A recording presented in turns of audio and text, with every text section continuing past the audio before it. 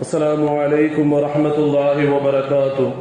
نحمده ونصلي على رسوله الكريم. أما بعد، قال الله تبارك وتعالى في القرآن العظيم والفرقان المجيد: أعوذ بالله من الشيطان الرجيم.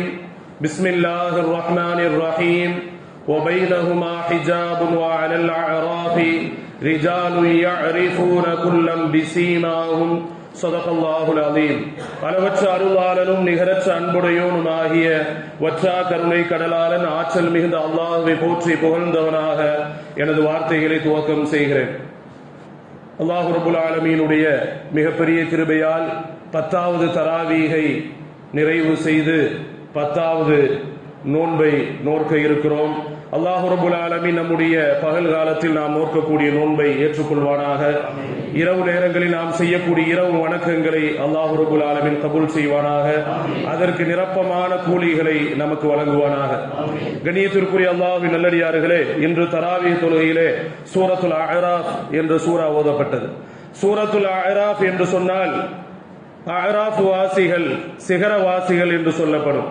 சரியான அர்த்தத்தை அதற்கு சொல்ல வேண்டும் என்றால் அஅராஃப் என்றால் அறிந்தவர்கள் என்று பொருள். மறுமை நாளிலே 3 கூட்டத்தார்கள் இருப்பார்கள்.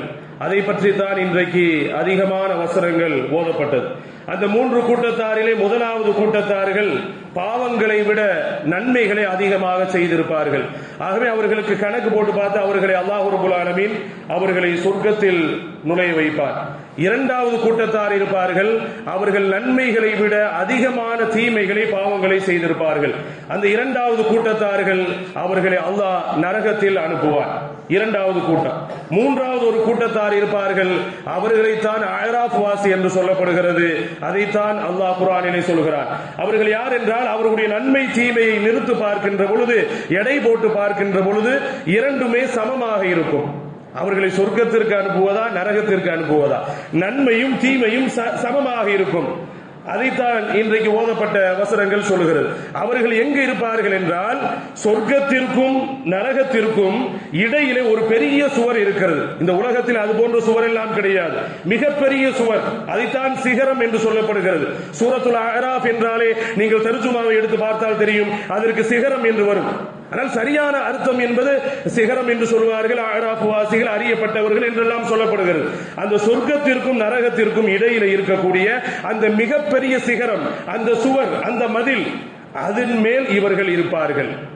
அந்த நரகவாசிகளுக்கு அதிகமான பாவம் செய்தவர்களுக்கு தீர்ப்பு வழங்கப்படும், அதிகமான நன்மை செய்தவர்களுக்கு சொர்க்கம் என்று தீர்ப்பு வழங்கப்படும். இந்த தீர்ப்பெல்லாம் வழங்கிய பின்பு இறுதியாக இந்த அஅராஃப் வாசிகளுக்கு தீர்ப்பு வழங்கப்படும். நன்மை தீமை சமமாக இருக்கிறது. ஒரு நன்மை சேர்ந்தால் அவர்கள் சொர்க்கவாசி, ஒரு தீமை சேர்ந்து விட்டால் அவர்கள் நரகவாசி. இந்த அஅராஃப் வாசிகள் என்ன செய்வார்கள் என்றால், இந்த பக்கம் பார்த்தா சொர்க்கவாசிகள் இருப்பார்கள். சொர்க்கவாசிகளை பார்ப்பார்கள். பார்த்துவிட்டு என்ன சுகபோகங்கள் என்று அவர்களை பார்த்து ஆனந்தப்பட்டு அப்படியே கத்துவார்கள். அல்லாஹ் உங்களுக்கு சலாமத்தை கொடுக்கட்டும், அல்லாஹ் உங்களுக்கு சாந்தி செய்யட்டும், உங்களுக்கு சுபசோபனம் உண்டாகட்டும் என்று புகழ்ந்து கத்துவார்கள். உடனே அந்த சொர்க்கவாசிகள் இந்த அஅராஃப் வாசிகளை பார்ப்பார்கள். உங்களுக்கு வந்த கை சேதமே, நீங்கள் இப்படி இருக்கிறீர்களே, உங்களுக்கு அல்லாஹ் உயர்ந்த கூலியை கொடுக்கட்டும் என்று அந்த சொர்க்கவாசிகள் சொல்வார்கள். அடுத்து இடதுபுறமாக நரகத்தை பார்ப்பார்கள். நரகத்தை பார்த்தால் அங்கு நரகவாசிகள் அதை பார்த்து அஅராஃப் வாசிகள் கதறுவார்கள். ரப்புல் ஆலமீன் இந்த அநியாயக்காரர்களோடு எங்களை சேர்த்து விடாதே என்று கதறுவார்கள். அதுதான் சொர்க்கத்திற்கும் நரகத்திற்கும் இடையிலே இருக்கக்கூடிய அந்த பெரிய சுவரிலே, அந்த சிகரத்திலே இருக்கக்கூடிய ஒரு பெரிய கூட்டம். இரண்டையும் பார்ப்பதால் தான் அஅராஃப், இரண்டு பேரையும் பார்த்து அறியக்கூடியவர்கள், 2 பேரையும் பார்க்கிறாங்க என்ற ஒரு அடிப்படையிலே அஅராஃப் வாசிகள் என்று அவர்களுக்கு சொல்லப்படுகிறது. ஆகவே அஅராஃப் வாசிகள் ஒரு நன்மை சேர்ந்தால் போதும், யாரிடத்தில் என்ன கேட்பது, யார் நன்மையை தருவா என்று போட்டி போட்டுக்கொண்டு அங்க அந்த அஅராஃப் வாசிகள் அந்த சிகரத்துக்கு மேல அவங்க இருப்பாங்க. யார்கிட்ட நன்மையை வாங்குறது? யௌம யஃபிருல் மர்உ மின் அஹீஹி, தன்னுடைய சகோதரரை பார்ப்பார்கள். இதோ என்னுடைய சகோதரன், ஒரே தாயில் வயிற்றிலே பிறந்தோமே சகோதரா, உலகத்தில் எப்படி எல்லாம் இருந்தோம், ஒரு நன்மையை கொடு, ஒரு நன்மையை கொடு, நான் சொர்க்கத்துக்கு போய் விடுகிறேன். யௌம யஃபிருல் மர்உ மின் அஹீஹி, நான் தரமாட்டேன். உனக்கு ஒரு நன்மை கொடுத்து விட்டா நான் நரகத்துக்கு போறதா? நான் தரமாட்டேன்.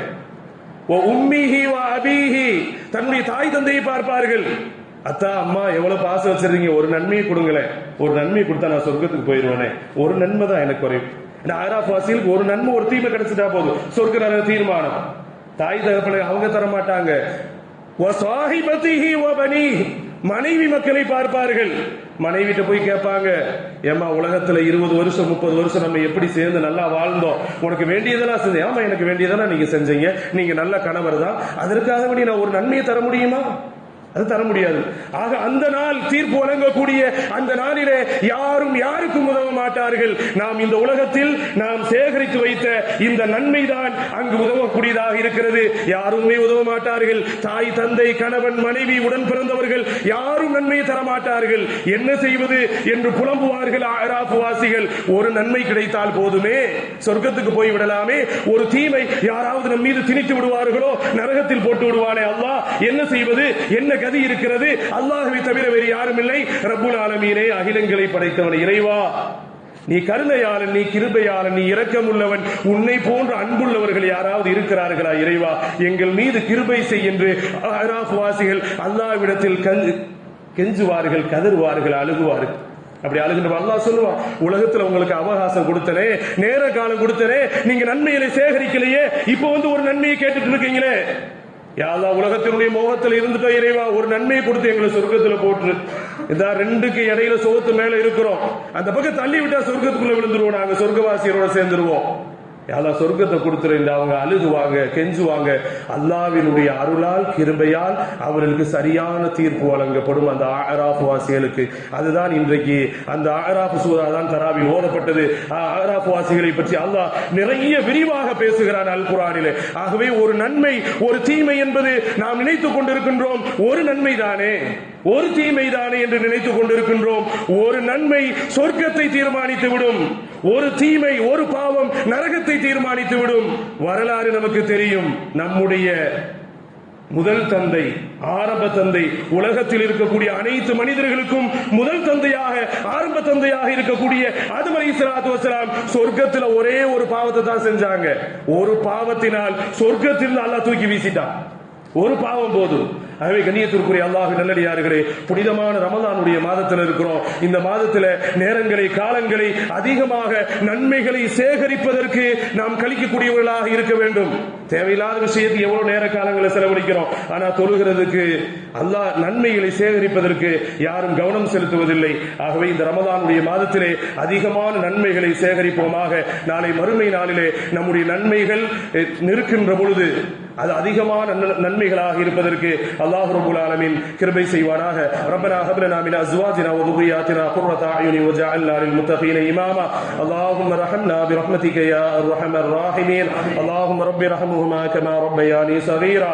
وصلى الله تعالى وسلم على خير خلقه سيدنا محمد وعلى آله وصحبه أجمعين والحمد لله رب العالمين.